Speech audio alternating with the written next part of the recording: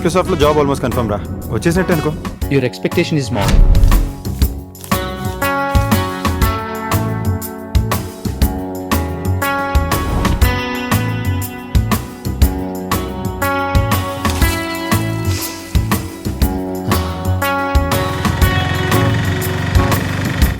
Sorry, you are not qualified.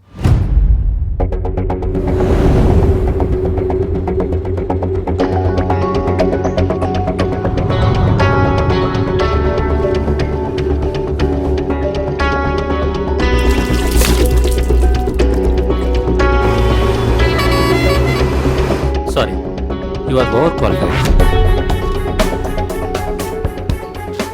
అక్క పెళ్ళి 4 నెలలు అయింది. బ్యాడ్ టైం ఇంకా నాతోనే ట్రావెల్ చేస్తుంది.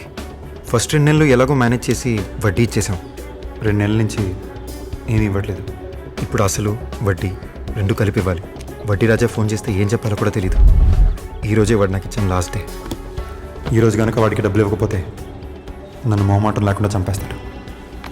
డబ్బు కావాలని మనీ గారిని అడిగితే అరేంజ్ చేస్తున్నాడు. షూరిటీ ఉన్నాడు కదా, వాడి భయం వాడిది.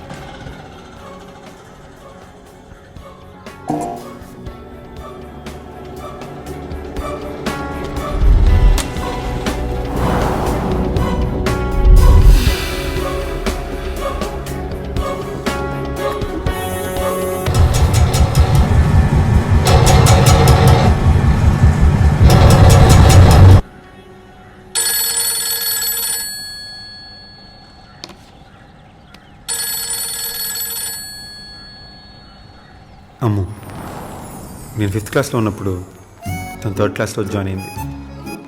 నా ఫోకస్ స్టడీస్ మీద నుంచి తన మీదకి షిఫ్ట్ అయింది. 2 ఏళ్ళ తర్వాత తను 5th క్లాస్లోకి వచ్చింది. అందుకే నేను కూడా 5th క్లాస్లోనే ఉండిపోయాను. ఫెయిలియర్స్లో కూడా సక్సెస్ ఉంటుందని నాకు అప్పుడే అర్థమైంది. అప్పటి నుంచి మేమిద్దరం ఒకటే క్లాస్. 5th నుండి నాకు జాబ్ వచ్చే వరకు నాకు అమ్మునే హెల్ప్ చేస్తుంది. చిన్నప్పుడు తను చూసినప్పుడు తను ఇంత అందమైన అమ్మాయిగా అవుతుందని నేను ఎప్పుడూ అనుకోలేదు. నా ఫస్ట్ లవ్, నా బెస్ట్ ఫ్రెండ్ అమ్ము.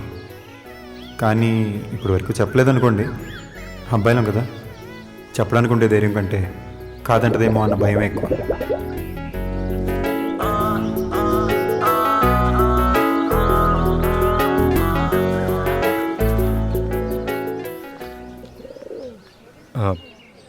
సారీ, అంటే వచ్చేదారిలో పెద్ద బస్సు వచ్చి చిన్న ఆటోని గుద్దేసింది.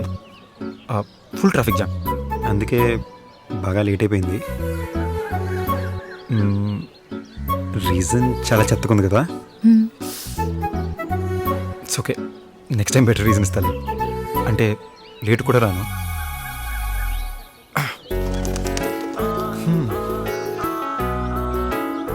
ఏదో చెప్పాలన్నావు కదా.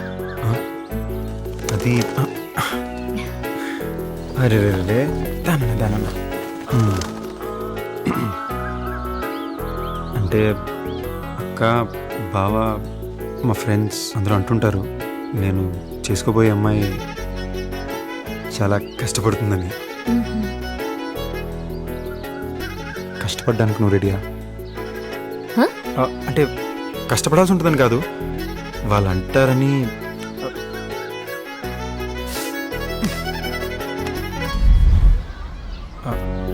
1 వీక్ అయింది, 2 వీక్స్,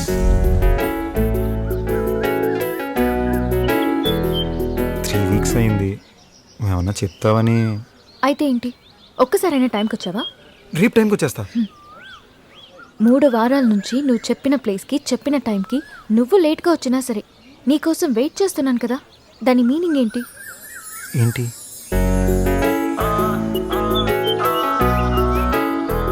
నీకోసం ఆల్రెడీ కష్టపడుతున్నాను కదా. కదా కదా కదా కదా